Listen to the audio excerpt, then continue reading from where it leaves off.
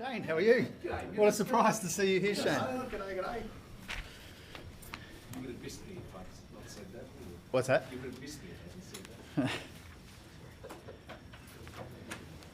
that. Okay, everyone ready? Okay, really pleased to be here with Don Farrell and Tim Ayres. We've been working very closely on the announcement that we're making today. The Albanese government will slash another 500 nuisance tariffs. This builds on the almost 500 that we already abolished, so that in 2 years, the Albanese government has slashed more tariffs than any government in the last 2 decades. This means in total almost 1,000 nuisance tariffs slashed under the life of this Albanese Labor government. We are abolishing these nuisance tariffs to help cut red tape, ease the compliance costs on businesses, boost productivity and take some of the pressure off prices as well. So what we're doing today is we're releasing the list of the additional 500 that will be published on the Treasury website. People will have until the 10th of December to provide feedback on the additional 500 that we are proposing to abolish, and then between the end of that consultation period and the next budget we will finalise the list. We're doing this for a very simple reason. These nuisance tariffs often do more harm than good. Nuisance tariffs push up compliance costs, they push up input costs, they push up prices for consumers as well. So this decision that we are announcing jointly today is all about making it easier for business and governments when it comes to these nuisance tariffs. Often we're talking about very large sums of imports where there is only a tiny sliver of tariff collected, and so it often costs more to comply with the tariff regime than the government raises or benefits for industry. I really wanted to thank these two colleagues and other colleagues in the Cabinet for the work that we've been able to do jointly. This does capitalise on the momentum that was built at the Economic Reform Roundtable. This was one of the areas where the broad consensus was most obvious. We committed to the group that we would consult, and that's what we're doing from today on the additional 500. But at a time when we are looking for every way we can to reduce compliance costs and reduce input costs for businesses and for consumers, this is a really important step. We're very enthusiastic, as you can tell, about knocking off these nuisance tariffs. This is the second crack that we've had at it, and we will make a meaningful difference as a consequence. What we're talking about here is streamlining around $23 billion worth of trade. That will save around $157 million in compliance costs for Australian businesses. And so that's a good development, and it's consistent with the steps that we are taking, and it's consistent with the consensus and the momentum that was built at the Economic Reform Roundtable. You're going to hear from Don and then Tim, and then happy to take a few questions. Thank you, Treasurer, and thank you for the constructive way that you've engaged with our department in removing these nuisance tariffs. Tariffs are the top word that people are using right around the world at the moment. We're a country that believes in free and fair trade. We're putting our money where our mouth is right here with these changes. We want countries to remove tariff barriers because the way to greater prosperity for our citizens is through free and fair trade. We're demonstrating to the rest of the world that we're serious about this issue. We are prepared to make changes to our tariff system to ensure that we reduce costs for Australian businesses and we reduce costs for Australian consumers. We've got some important free trade agreements coming up with the Europeans, with the Indians right now. Our free trade agreement with the United Arab Emirates came into force on the signing a couple of weeks ago. We're demonstrating to the world that we believe in free and fair trade. and this is just one additional way in which we do that. We need to send a message to all of those countries around the world that protectionism doesn't work. It actually introduces the opposite of what you expect it to do. You actually make life more expensive for your consumers and you push up unemployment. We're all about helping business and helping consumers reduce their costs, and I'm very pleased to be working with the Treasurer on this score. On one personal matter, I was at the Midwinter Ball last night. I read in the Sydney Morning Herald that I'm a factional warrior in South Australia for the Liberal Party. I've been called many things in my life. I've been called many things in my life. Someone's head's down. But this is Pretty the much most. the least kind thing you could say about someone. Anyway, can I absolutely say that is not true? I want to assure the person who wrote that column that Don Farrell does not hold grudges. He forgets, he forgives, he moves on. I also want to thank Jim Chalmers and Don Farrell for the work that we've done together on this important set of reforms. And I'm very pleased to announce today that in terms of anti-dumping reform, that safeguards measures will move across from the Productivity Commission to the Anti-Dumping Commission. I have in this job since my appointment been working across industry, across heavy industry, across those small contractors in structural steel right through to big industry, and that requirement for a cohesive, effective anti-dumping regime that is modern and fit for purpose in the different world that we're in. That question of having all of the tools at the government's disposal in one place is at the top of industry's list. We have looked at it carefully. We've looked at it in the context of this set of reforms, which will remove another 500 nuisance tariffs. That is a good outcome for the economy, but I can tell you that is an important outcome for Australian industry, and I'm delighted that we've worked this through and got I think, a very high quality outcome for Australia. It is an essential building block for a future made in Australia to make sure that we're engaged in anti-dumping reform. I'm very pleased with that outcome and look forward to talking to you about it over the coming weeks. Do you want me to drive? Yep. Okay, colleagues. Yeah, Matt. Matt, then Shane. Do you have any feedback from other countries around these sort of nuisance tariffs? Any complaints, that sort of thing? And also, can I just ask, this being the first major action you've taken since the roundtable, what will be your first action you'll take on business investment? You go first, Don, and then I'll take the second part of it. Look, none of these tariff changes will affect our negotiating positions on those agreements that I just mentioned. These tariffs have tended to cost more to implement than you collect. So I don't think we don't really need to consult with other countries about whether we do or don't do this. This is a good thing to do for the Australian economy, but other countries will no doubt benefit by that. I suppose the point we're really making here is we want to show the rest of the world that we can lead the way on free, fair and open trade, and I think this will be welcomed by those countries that we have free trade agreements with and those that we don't. Yeah. I'll add briefly to that and then I'll answer the second part of your question, then we'll go Shane, then Phil.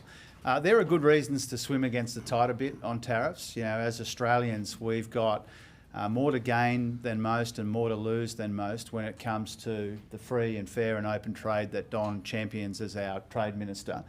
And one of the reasons I pay tribute to him and his efforts is because this work that we're doing now is happening in the context, obviously, of decisions taken out of DC, but also the negotiations that he's leading on behalf of our country with the Europeans and with the Indians and others. And so obviously The tariff landscape in the world is developing quickly, let's say, and so Don's doing this work in the context of that. It's making it easier for Australian businesses and consumers to get their costs down, and that's why we're doing it. I would contest the point you made about this being the first major action out of the Economic Reform Roundtable. I think the blitzing the backlog of housing approvals is a very important step, pausing and streamlining the construction code, accelerating Murray Watt's good work on the EPBC reforms. You know, these are some of the areas where we have already taken urgent action following the welcome consensus that was built at the Economic Reform Roundtable. But on the question of business investment, we are considering affordable ways that we can encourage more investment in our economy. One of the reasons it's not productive enough is partly because of these compliance costs that we're helping to eliminate today, but also because we haven't had that capital deepening that we need in our economy. Tax system is one lever that we could pull, but it needs to be affordable. It needs to be responsible, and so we'll continue to engage not just with the business groups, but more broadly as well, to see if there's something more that can be done there. Shane, then Phil. Treasurer, and maybe the Minister might want to have an opinion on this. The decision by the Trump administration on de minimis arrangements around low-value packages, are you worried that this, given every global postal agency has actually had to stop sending packages into the US, are you worried about how this may have a macroeconomic effect? And what does that say about the trading in trade sector, given that this is going to go, as Senator Farrell just said, drive up costs for consumers and unemployment in the United States? Yeah, I'll throw to Don on the specifics of it, but in terms of the macro impacts, you know, anything that gums up the system, global or domestic, obviously has implications for the more efficient, more productive, more resilient economy that we are trying to build. And so I think Danny Wood and others, and I also thank the PC for their work on nuisance tariffs. They've made the point, as have we as a government, that you need to act on multiple fronts at once, and this is part of ensuring that we do that in the trading system. When it comes to the Australia Post issues, obviously, very concerning developments because they risk making that system of free and open trade that Australia benefits so greatly from that much harder. But I'll throw to Don. Yeah, thank you. Look, our whole message to the United States has been we don't support the introduction of these tariffs that you've imposed on us, even though we have the lowest tariffs of any country in the world.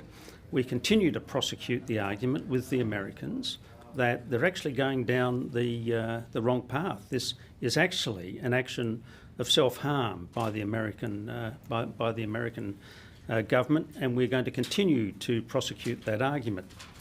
When we first came to government just over 3 years ago, we had $20 billion worth of trade impediments imposed on us by the Chinese. People said, "You've lost that. You're never going to get it back." Over that last 3 years, we managed to remove all of those trade impediments, whether they be tariffs or other non-tariff impediments, to the point now where that whole $20 billion worth of trade has been recovered, and some more. The last of the products was crayfish. It got back into China just before Christmas last year. Already $400 million worth of Australian crayfish has been delivered to China. It's worth putting into perspective that $20 billion of trade that we've now got back from China isn't that much short of our total trade to the United States. So you've got to put that American situation into perspective. America only represents 5% of our trade. Sure, at the international level, they represent 13% of world trade, but you've got another 87% of other countries out there for whom we can trade. And of course, our whole strategy has been diversification. Diversification doesn't mean spending or dealing less with China, it means dealing more with the rest of the world. I raised with the General Counsel of the United States Trade Representative earlier this week, Jennifer Thornton, our disappointment about the application of these tariffs on small businesses in Australia. About 3,000 of them. They're often mum and dad operations that have had a successful product going into the United States. We've said to the Americans, look, firstly, we don't agree with what you've done, but if you're going to do it, then you've got to do it in a way that people can comply with. These operators were given less than a month to make changes to get their product into the United States.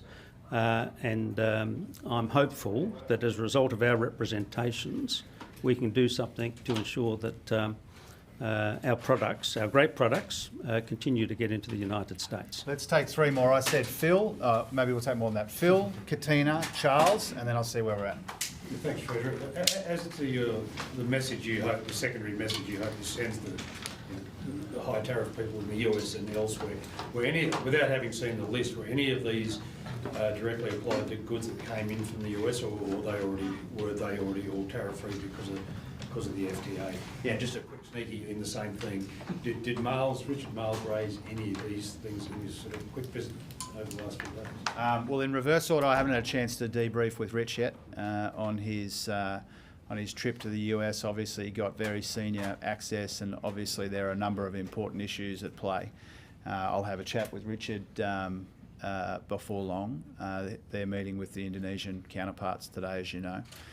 On the American part of these considerations, we came at this primarily from the position of how can we help Australian businesses and Australian consumers. And no doubt it will be seen in the context of tariff developments in DC and around the world, the negotiations that are underway with other counterparts and colleagues. But primarily we came at this from a domestic impact point of view for the reason that Don set out a moment ago. Tariffs are bad for the country that levies them.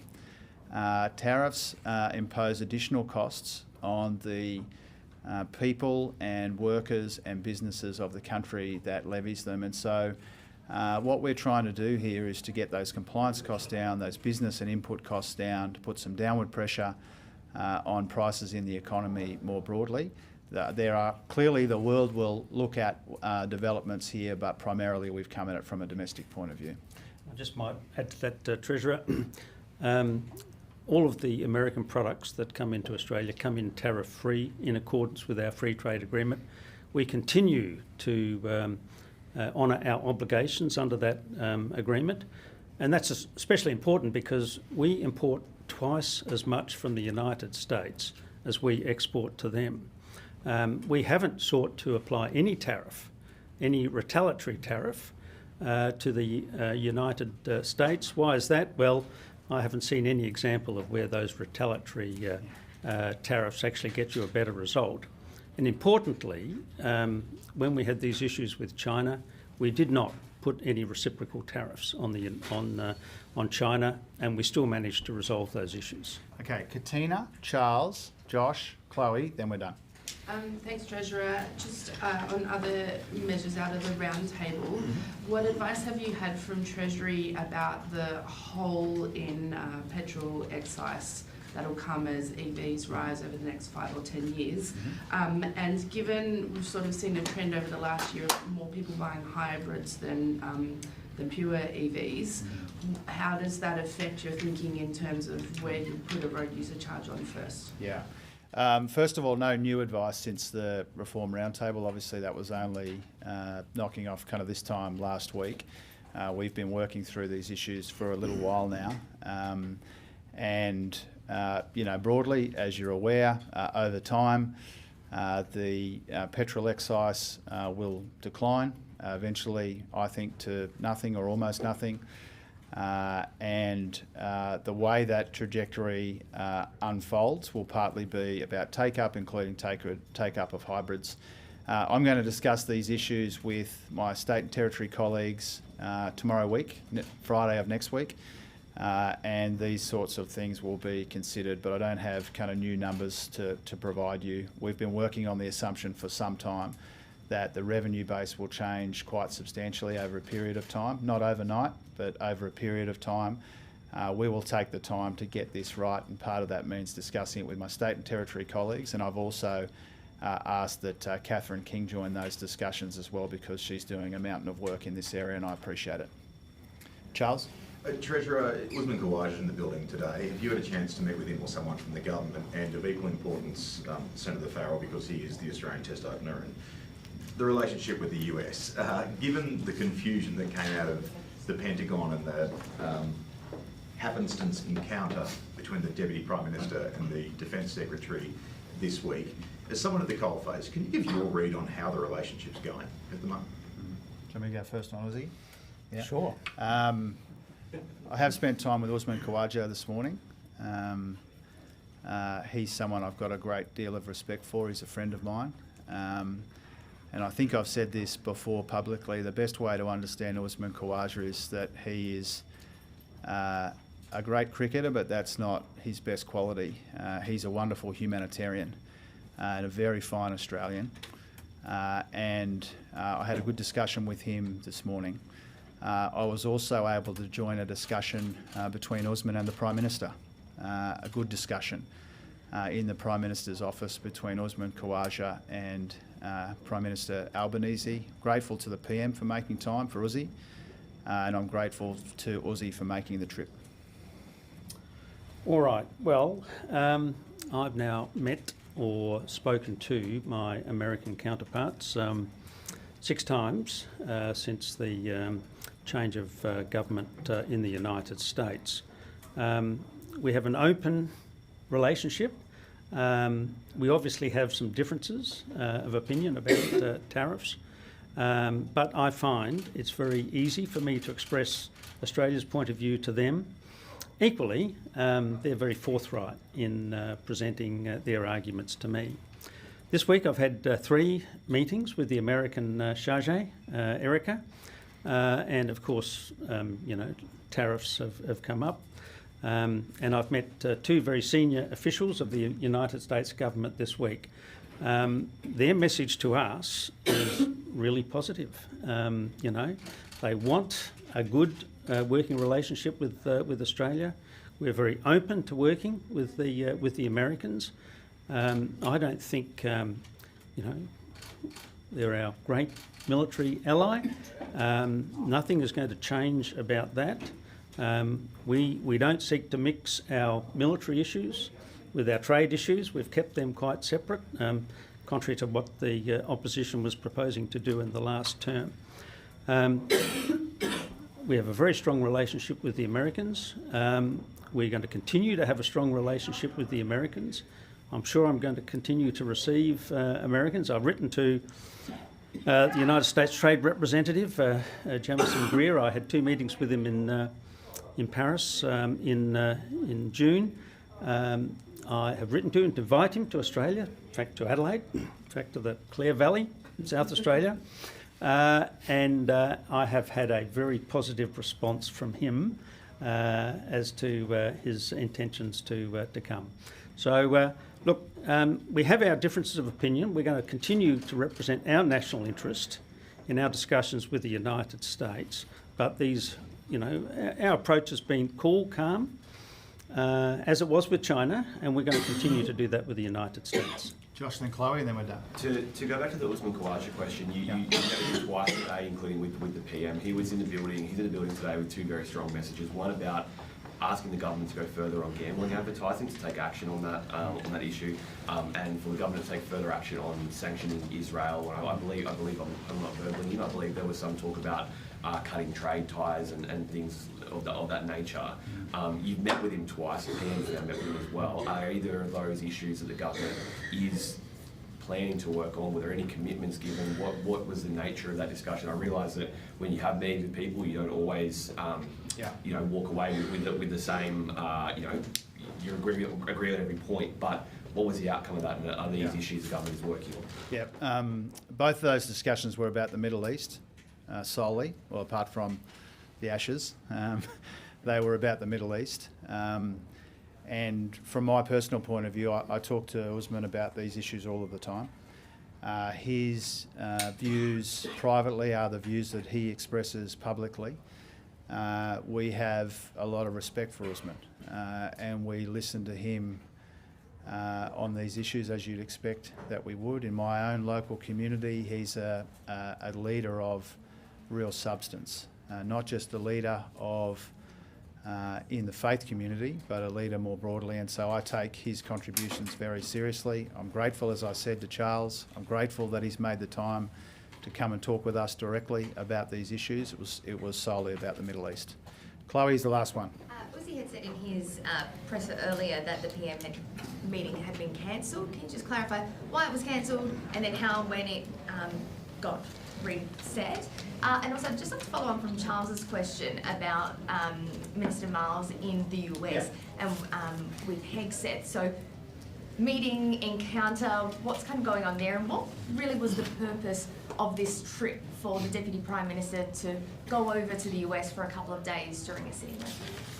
Okay. Well, in reverse order, I don't know if Don wants to add to this, and Tim's gotten off lightly, so you might want to think of a tough follow-up for Tim.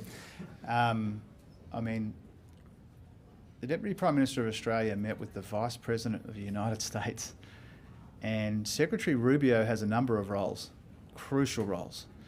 You know, I haven't had a debrief from Richard on the discussions he had with the Defence Secretary as well. But by any objective measure, going to the US and meeting with people of that seniority in the administration when we have so many issues at play, you know, I find it quite strange, frankly, to see some of this kind of kickback about the trip. I think Richard, as always, is engaging with the American counterparts enthusiastically, diligently, professionally, and he got very, very senior meetings. When he was in the US, I also paid tribute to Ambassador Rudd for the role that he would have played in securing those meetings. Can you remind me your first question? Yep, and can I throw in another one about tariffs? Oh, the first one was a scheduling one. Yeah. Yeah, okay, let me answer that and then I'll, I think, as always on sitting days, the diary of the Prime Minister and senior ministers is pretty fluid, pretty hectic. The meeting went ahead, and I was pleased and proud to be able to join it. I did see that there was some coverage about whether that meeting would go ahead, and I'm pleased to have played a role in making sure that it did, because it was an important discussion between two people who think very deeply about issues in the Middle East. Last one, and this time I mean it. On the tariffs, you mentioned that it will ease pressure on prices. Will that change be big enough for consumers to notice? And if so, what kinds of products are we talking about? Yeah, we don't want to overclaim on this front. It will have a modest impact on consumer prices. I think the more meaningful impact will be in terms of getting compliance costs and input costs down.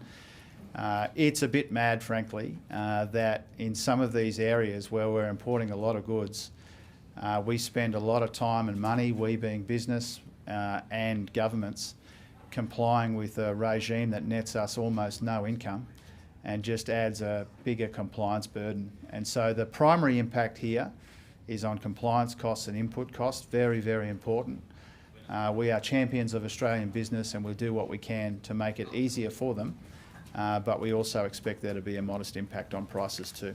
Katina's left us, but I was hoping to say to her and to everyone who helped organise last night's shindig to raise money for charity that we appreciate it a great deal. A lot of work goes into it.